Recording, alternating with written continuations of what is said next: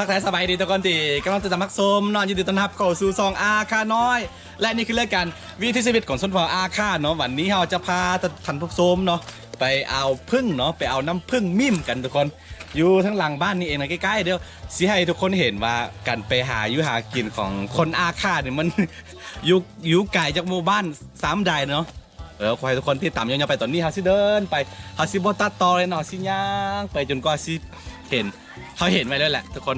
ย้อนว่าปลาที่นี่มันอุดมสมบูรณ์นะก็เลยว่ามีอย่างแบบเมียนยังก็ค่อนข้างหากินง่ายสำหรับอยู่ในหมู่บ้านนี้เนาะบรรยากาศตอนแรงๆไม่เห็นบ่พระอาทิตย์ กำลังจะตกดินแล้วทุกคนตอนนี้ประมาณ5 โมงแล้วโอเคน้ำมา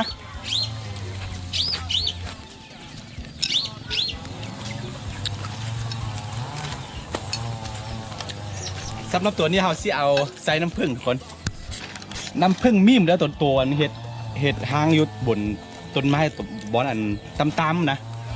ทำนี่แหละหางมันนะโอเคมา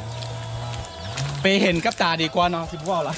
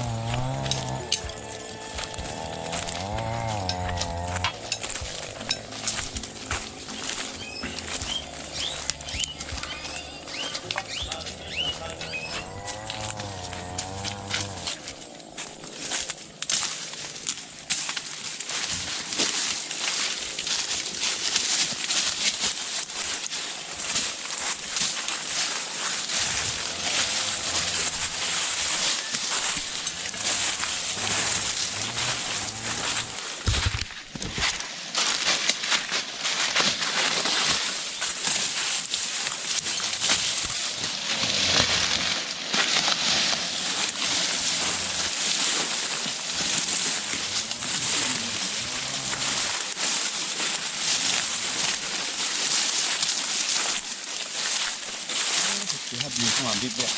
ที่ดู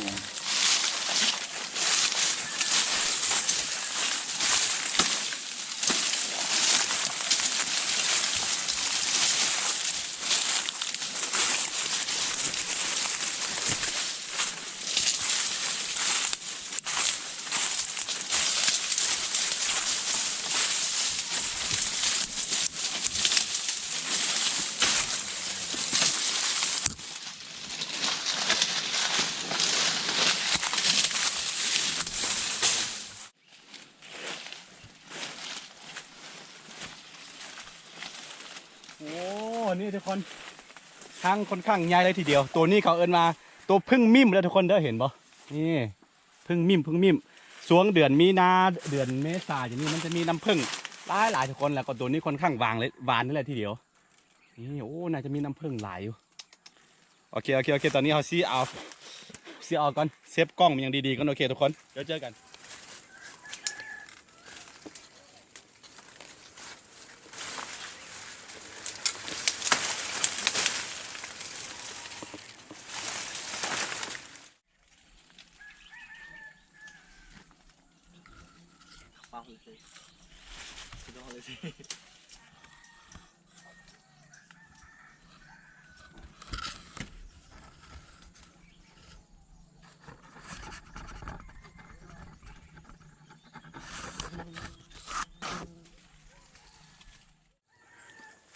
เป็นตัวทุกคนเพราะว่าตอนนี้เขากำลังกินยาอยู่เดียว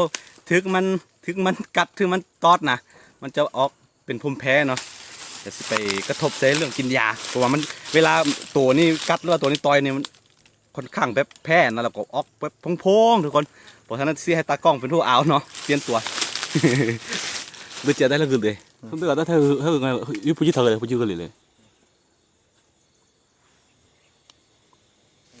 โอเคทุกคนตอนนี้ให้ตากล้องเป็นผู้เอานี่เขามาเป็นตากล้องแทนตัวนั้นเด้อโอ้ยมันทึกมันตัวนึงแล้วถ้าเยอะเขาเชื่อไอ้ยี่ตัวเถอะอ่ะถ้าเยอะเลยตัวเจี๊ยบมือตัวเจี๊ยบมั้งมาเดือดจั่วมาเดือดจั่วดูอะไรเนาะ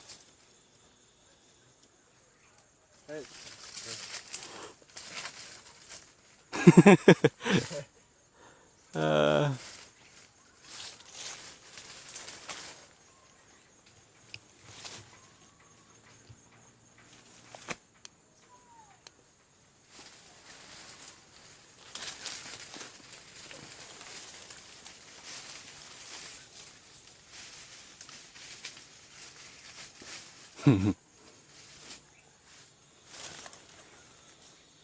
출력은 해다 출력은 해보지 끼기 해보지 mới hồi này này บอกตะกล้องว่าดึงแล้วก็วิ่งเลย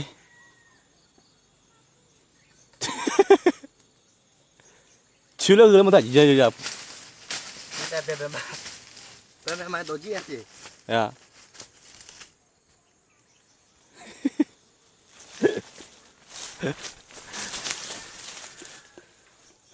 ดึงไปเลยดึงมาทั้งเจ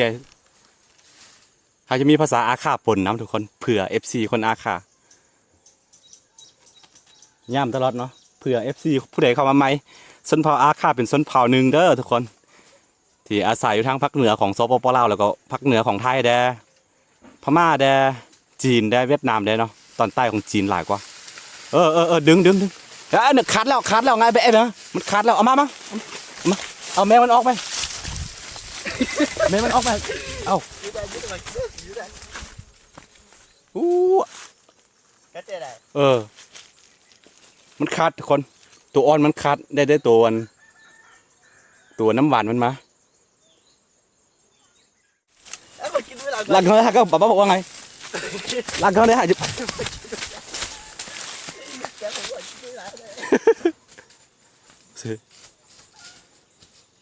เฮ้ยลังเขาได้จ้ะสั้นมั้งอะ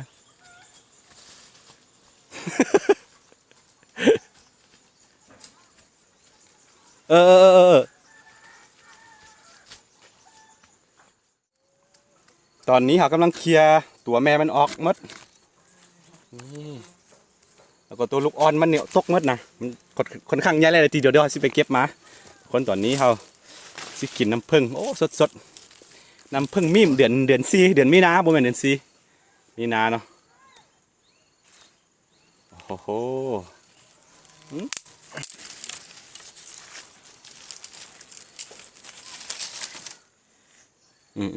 ออกนั่นแหละ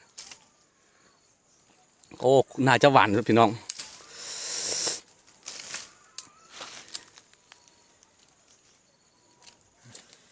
เอากล้องเถอะเอาอัน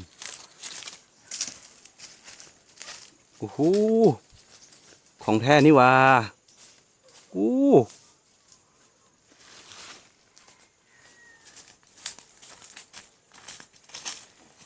มาสองไม่เป็นไรเครื่องครับดูแลกัน เบย์ถ้าจะปะบังอะไรจ่อ เนี่ย นี่ทุกคนสำหรับตัวนี้ตัวอ่อนมันเนาะกำลังจะแตกตัวมาหมดทุกคนเห็นบ่ดินี่เนาะนี่กำลังเจาะหูออกมาสิกลายเป็นตัวแม่ตัวพึ่งเนาะเต็มตัวนี่เดี๋ยวนี้มันออกมาได้แหละนี่ตัวนี้เนาะเดี๋ยวนี้โอ้โอเคแต่ว่าน้ำพึ่งของมันยังหลายอยู่พี่น้องว่าเป็นยังนี่เอาไว้ก่อน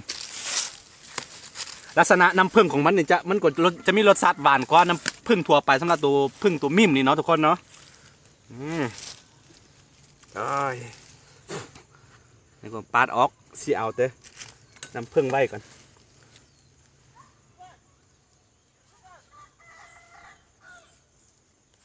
นี่ทุกคน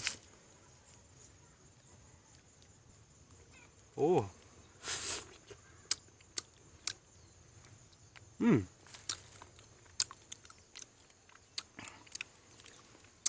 นี่ตัวนี้แหละของแท้นะ โอเคเอาชิลองซิมก่อนทุกคนน้ำผึ้งเดือนมีนาน้ำผึ้งมิ่มทุกคนแซ่บอร่อยเด้อ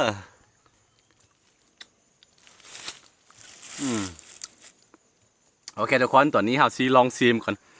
ต้องบอกว่าปีนี้ยังไม่ทันได้กินเถอะเนาะอันนี้เป็นปีครั้งแรกในรอบปีนี้ทุกคนนะกล่องเด้อ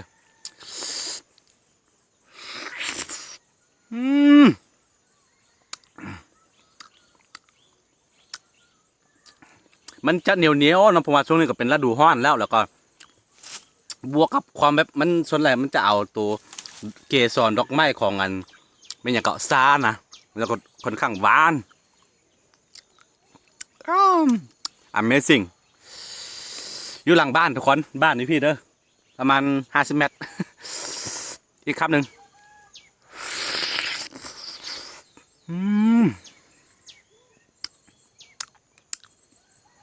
สุดๆไปเลย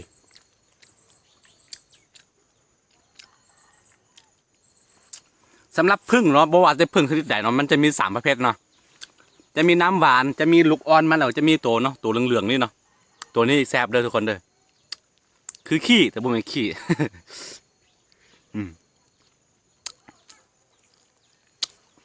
โอ้แซ่บหากินง่ายแต่ว่าเวลากินน้ำผึ้งกินหลายเนี่ยมันสิเวลาสิหิวน้ำไว้ทุกคนกว่ามันเหนียวแล้วก็คอแห้งสุดๆไปเลย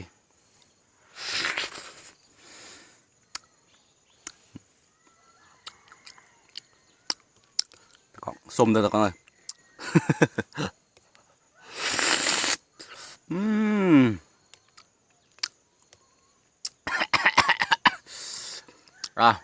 แขนคอมันเหนียว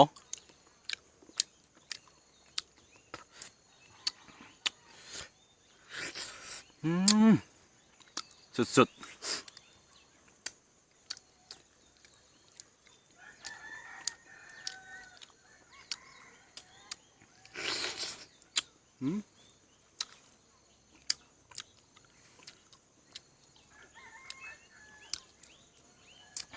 ผู้ใดเป็นยังก็ทางไก่บันทึกในกินหลายมันก็เมาเลยทุกคนเด้อ เมาคือเหล้านี่แหละอีกคำหนึ่งคำสุดท้าย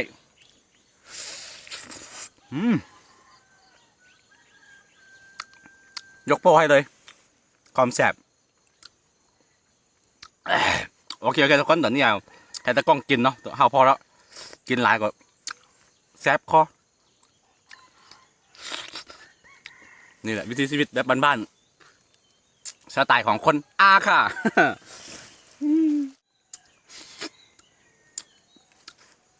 โอเคทุกคนสำหรับคลิปนี้ก็เป็นคลิปบ้านๆเนาะเอามาเอาพึ่งมิ่มกินอยู่หลังบ้านนี้ถ้าผู้ใดมักเรื่องเรา